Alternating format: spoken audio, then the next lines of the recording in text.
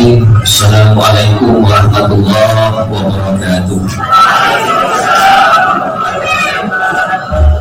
Alhamdulillah, alhamdulillah disarafana bil iman.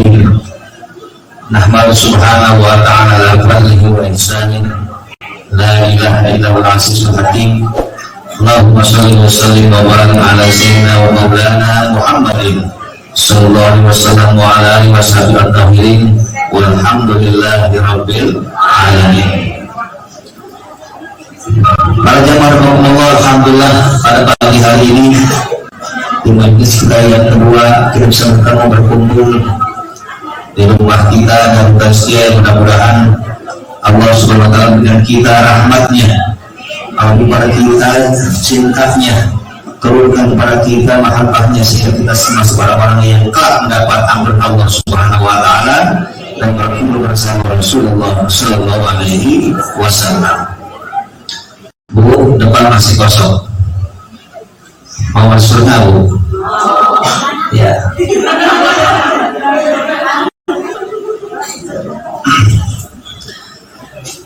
Bapak Ibu rahmatullah, alhamdulillah seperti biasa kita sedikit mengkaji sebelum nanti guru-guru kita dan anak kita akan menyampaikan kreativitas ataupun tausiah daripada guru kita. Kita masuk sekarang membaca kitab Shu'aibul Iman dalam cabang yang kedua. Maka sebelumnya kita baca Al-Fatihah buat mu'allif kitab. Semoga Allah memberikan rahmat kepada penulisnya, kepada yang menyebarkannya, yang mencetaknya, dan kita semua termasuk orang yang mendapatkan hikmah dari apa yang kita baca bersama-sama. Al-Fatihah. A'udzubillahi minasyaitonir rajim. Bismillahirrahmanirrahim. Alhamdulillahirabbil alamin arrahmanir rahim maliki yaumiddin. Iyyaka na'budu wa iyyaka nasta'in ihdinas siratal mustaqim siratal ladzina an'amta 'alaihim ghairil maghdubi 'alaihim waladdallin. Amin. Baik, kita masih ingat bulan yang lalu bahwa cabang iman yang pertama adalah iman kepada Allah. Sekarang masuk yang kedua, soal iman, al-iman bi Rasulillah sallallahu alaihi wasallam ajma'in. Cabang yang kedua daripada beriman, cabang nabi adalah beriman kepada para nabi Allah dan Rasulnya. Ya.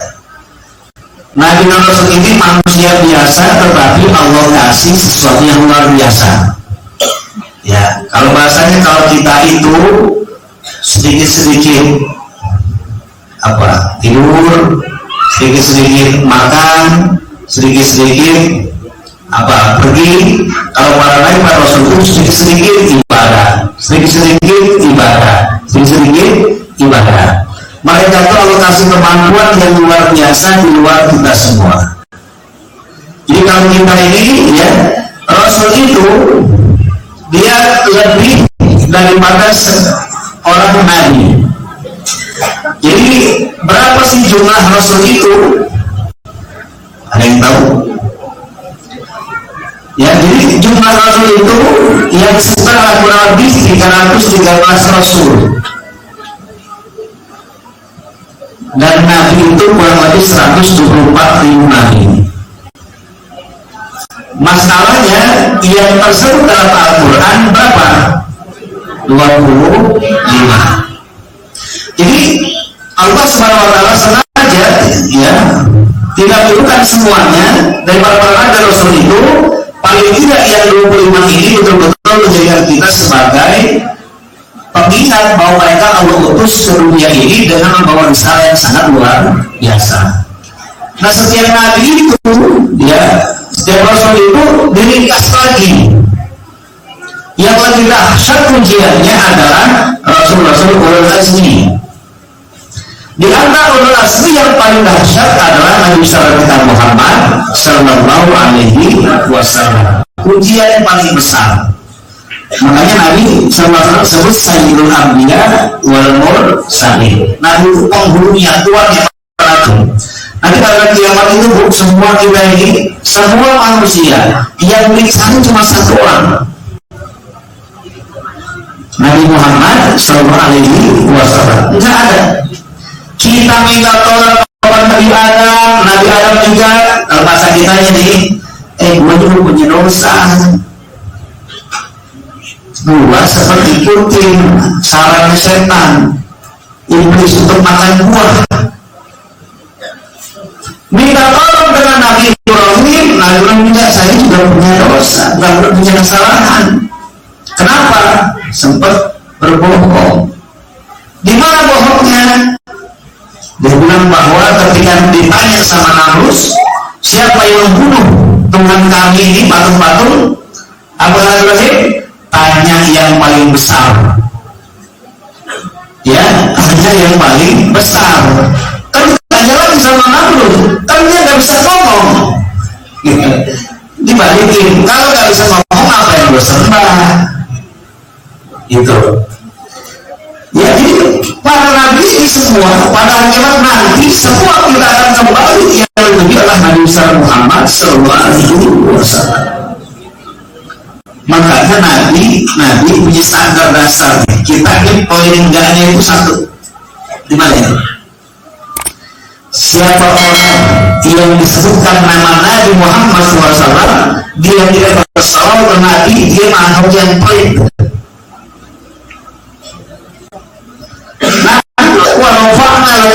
Nabi diangkat hanya nama Nabi Muhammad yang setiap detik disebut manusia. Nggak boleh. Dalam orang surat 2 baca tahiyat disebut Nabi Muhammad. Yang 2 rakaat pada rakaat zuhur bertemu di masjid asar malam di maghrib isya terus sampai setiap saat azan berhubungan setiap waktu, maka hanya satu nama yang disebut nama makhluk itu adalah Nabi Muhammad Sallallahu Alaihi Wasallam. Maka kalau kita disebut nama Nabi Muhammad enggak mau bersalah pada beliau, itu namanya pelit, incorrect. Ya. Tapi kalau ada lain yang amalan lain, ada satu amalan yang kalau kita lakukan maka Allah angkat apa? Allah akan tidak akan marah kepada hambanya. Apa itu? Sedekah. Karena Nabi SAW as-sadaqatu tufiu ghadabahu. Jadi sedekah itu bisa memadamkan murkanya Allah Subhanahu wa taala. Itu satu amalan khusus. Makanya Bu, dalam hidup kita kalau bisa diusahakan kita ini punya amalan sir, amalan rahasia. Ya, itu penting. Ibu coba kita ini kalau mikirin kita sholat paling khususnya waktu takbir itu Allahu Akbar, tidak Allah. Habis Allahu Akbar ingat utang. Ya, ingat urusan anak nangis, anak motor, bapaknya masalah di kerjaannya, itu Allah Akbarnya, Allahnya kita ingat, barunya ini selesai. Terus kita ngambilin sholat, Masya Allah, ya.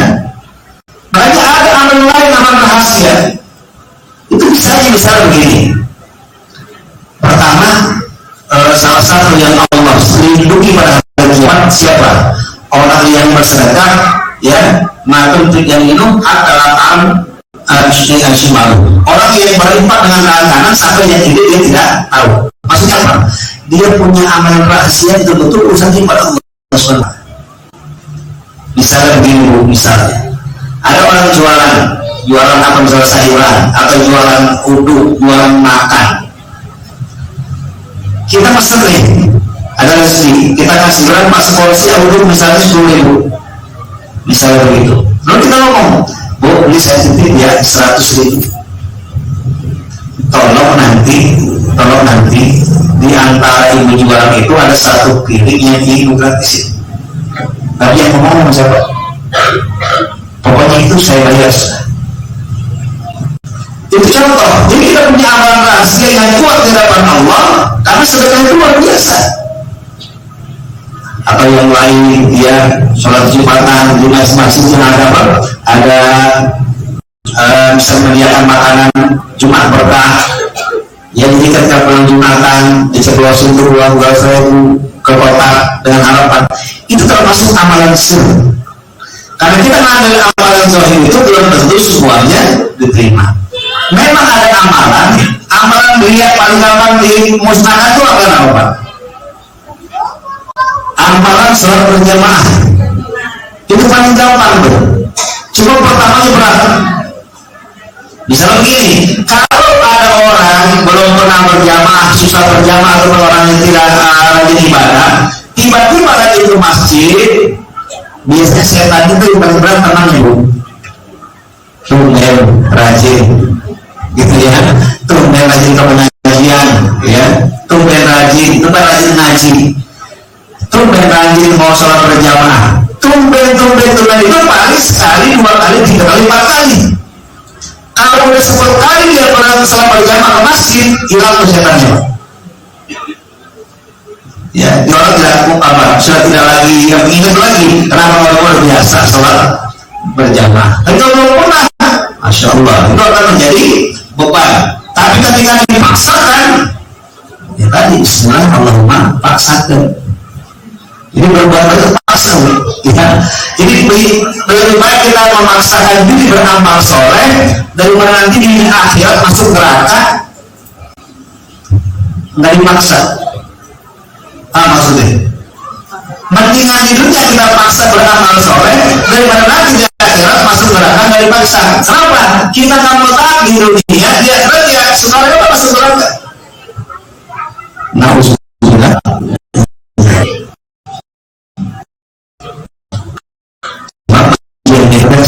Yang enak-enak tuh kadang diharamkan kata pengajinya orang enak itu. Kenapa yang enak-enak itu diharamkan?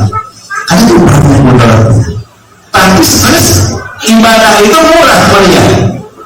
Ke masjid gratis, banyak yang nggak mau. Undangan, ya sampai ke Bogor, ujung Bogor, undangan, hujan-hujan, kadang sampai gitu. Betul. Kenapa kira-kira? Ya, bisa jadi karena aku gak enak dulu waktu gue hajatan, dia undang, dia datang, gue berbalikin sekarang duitnya 50.000. Atau apa? Aku datang aja, nanti gue masih mau hajatan nih, gue punya anak perawat mau nikahin. Jadi kita bela-belain datang kepada kondangan itu karena ngarepin nanti kalau kita hajatan dibalikin duit itu.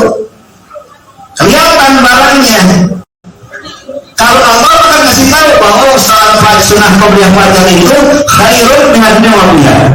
Jadi 2 salat qobliyah fajar itu maka isinya kata Nabi khairun minad dunya wa fiha. Lebih baik daripada dunia isinya. Coba. Kebayang Ibu, apaan sih isinya? Enggak kelihatan Ibu. Enggak kelihatan.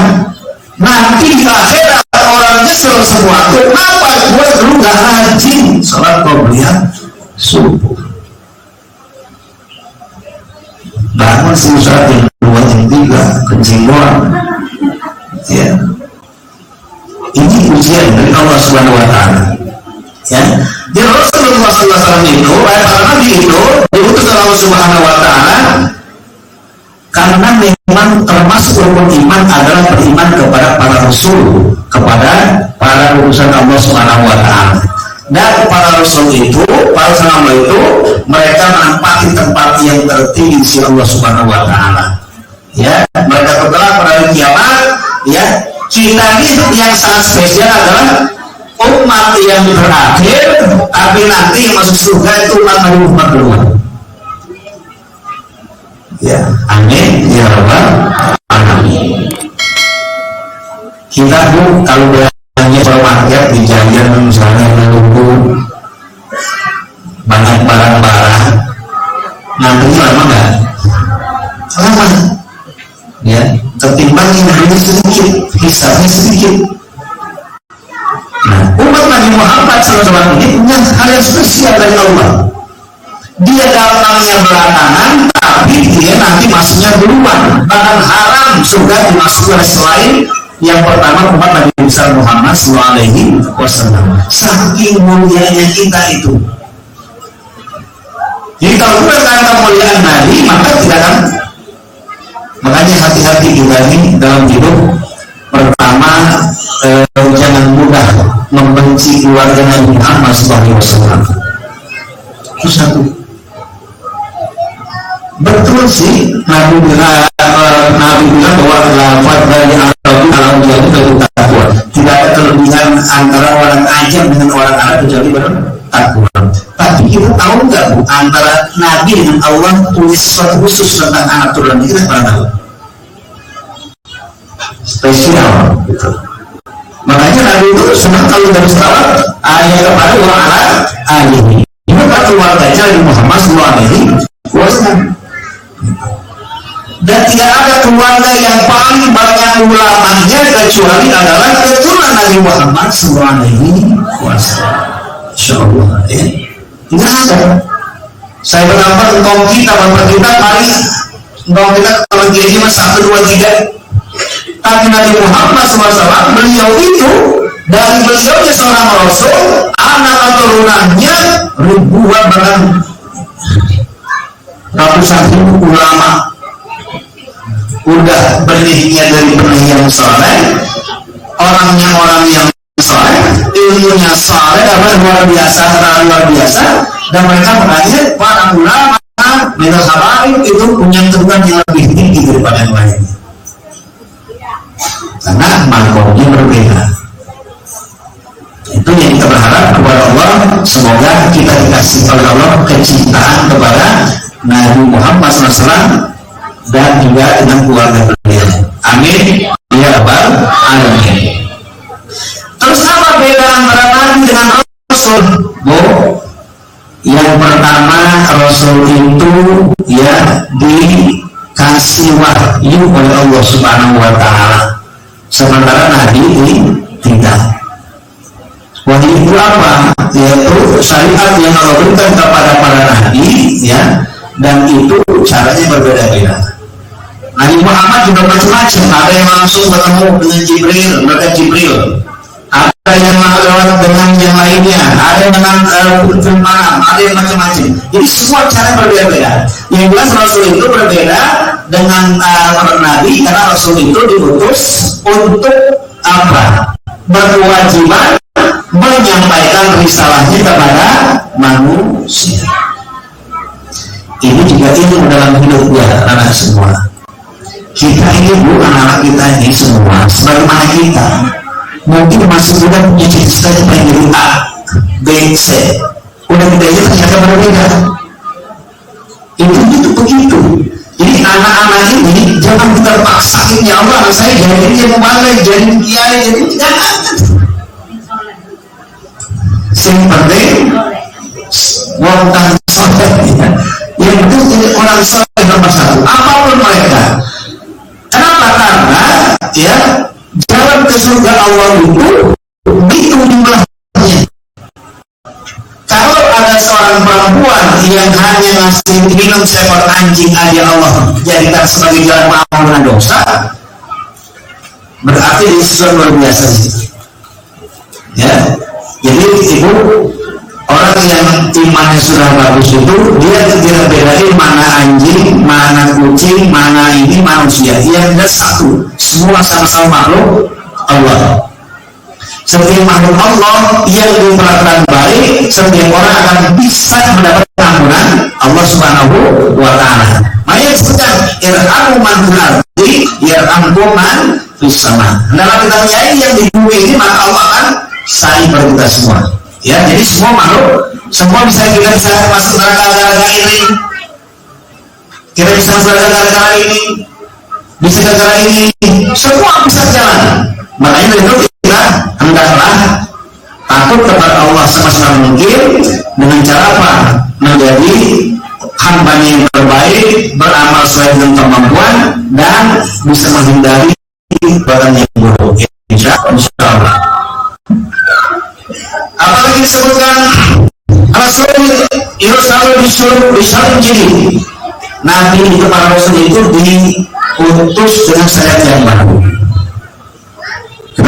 Kalau Adam sampai Nabi Muhammad itu setiap agama beda-beda. Nabi Musa itu umatnya kalau tauhid apa? Tapi salah jalan agama dengan cara bunuh diri. ada yang mengatakan dibunuh oleh teman sendiri. Itu mereka dalam Al-Quran tentang kisah Al-Baqarah itu, bahwa kalau kalian ingin diampuni Subhanahu wa ta'ala itu, maka mereka itu faktuan pusat disuruh bunuh. Ada beberapa penafsiran. Yang pertama, faktuan pusat maksudnya silakan bunuh diri, potong sendiri. Ada mengatakan di antara yang tidak bersalah membunuh yang bersalah sebentuk taubatnya. Umat Nabi Muhammad yang itu nikmat ya. Insyaallah kita ini dengan dosa sebesar apapun, kalau kita taubat kepada Allah, insyaallah Allah akan dosa kita. Dosanya paling berat itu kalau urusan dengan sesama makhluk. Ibu di misalnya umur SMP itu agak baru-barunya dikit ya, mungkin bawaan 5 bilang 3 itu nggak ada itu jangan sampai masuk neraka karena 2 bapak yang lebih baik belum kita bayar tuh. Tapi itu utang. Kalau kita berzina, kita bertobat, tawaran nasuha, terserah Allah. Kita minum khamr, kita taubat nasuha, terserah Allah. Urusan kita kepada Allah. Tapi kalau utang masih ada urusan. Hanya hati-hati betul ya. Kalau kita dosa yang sifatnya sama makhluk itu paling berat. Ya, azrum berlebar kezaliman antara hamba itu paling berat dosanya. Ibu hati-hati termasuk adalah yang paling berat adalah hutang. Makanya ibu kalau lagi pengajian atau ibu kan paling sering tuh ganti-ganti baju kalau ngasih ya bu. Hari Senin baju hitam, hari Selasa baju hijau, hari Rabu baju kuning. Kenapa itu? Beli baju kan sebenarnya bukan masalah itu yang penting, tapi tahu nggak bu? Karena kalau suami nanti tidak tahu ibu meninggal, ibu punya hutang pendidikan, itu kan lebihnya mati. Bayar kemana tuh? Anda tahu betapa sampai hari kiamat kita akan kena hukum itu, hati-hati. Karena hutang itu pada hari kiamat nanti tidak ada uang, tidak ada emas, tidak ada apapun, yang ada adalah saling ganti, saling tuntut kebaikan. Kalau saya salah dengan ibu itu pada hari kiamat, maka ibu yang dituntut paling pasti kebaikan saya. Kalau kebaikan saya kebaikan lagi, Allah ambil lagi, maka keburukan ibu ditimbang kepada saya. Baiknya begitu. Apa yang takut? Nah, itu di akhirat itu ada adalah saling membayar dengan apa? Dengan kebaikan atau keburukan. Kalau nggak bisa bayar lagi, maka keburukan saya dikasih kepada yang utang dengan saya, ya. Tetapi ada satu amal besar pahalanya, termasuk adalah apa? Membebaskan utang. Jadi kalau anda tanyakan begitu dulu, ada udahlah buat dah kalau bawa 3 nomor, dah kelas gitu, ya, udah. Kalau 100 juta gimana? Ya, kalau 100 juta tinggal juga. Ya, itu kembali kepada kita semua. Liqauli ta'ala wal mu'minuna kullun amana billahi wa malaikatihi wa rusulihi. Ya, jadi orang yang beriman itu masing-masing dia beriman kepada Allah, malaikatnya, kita juga dan juga Rasul Allah Subhanahu wa ta'ala. Ya, dan ini bagian terbesar dalam kehidupan kita semua adalah hendaklah mengikuti ajaran Nabi Muhammad SAW sebagai pembawa risalah akhir zaman. Ya, tidak ada nabi lagi. Kalau ajarnya nabi lagi, pasti adalah bodoh, nabi palsu, nabi bodoh. Ya. Kalau nabi sudah tidak ada lagi, tertutup, berarti paten kita ini termasuk orang akhir zaman. Pasti sudah jelas ditutup. Nabi itu menutup para nabi dan rasul, maka dengan demikian maka tidak akan ada lagi nabi yang baru. Tapi tetap aja ada yang aku sebagai nabi. Ya, ada yang nabi siapa tuh? Tukini. Ya. Nabi lagi bukan yang dia badminton, musofi. Ya. Ada lagi tukang cukur sayuti bang cukur aku nabi. Insya Allah. Terakhir tahu ada di video seorang wanita ya yang dia bilang pokoknya kalau di neraka ada tempat sekarang. Akhirnya dijatuh dari mobil itu ya, dia mati. Saat mati itu langsung gosong. Itu luar biasa. Jadi jangan macam-macam kita kepada Allah Subhanahu wa taala. Ya kita banyak dosa, minta apa dengan nama Allah janji. Ya, nah dari itu adalah satu hal yang sangat kita hindari. Jangan sampai kita termasuk orang-orang yang zalim. Nauzubillah min dzalik. Alhamdulillah satu masalah sudah kita kaji bersama. Intinya dari cabang iman yang kedua adalah iman kepada para Rasulullah Allah Subhanahu wa taala. Insyaallah nanti di majlis berikutnya kita akan bahas yang ketiga dan seterusnya. Insyaallah. Alhamdulillah. Baik, itu saja yang saya sampaikan. Terima kasih. Maaf bila ada. Wassalamualaikum warahmatullahi wabarakatuh.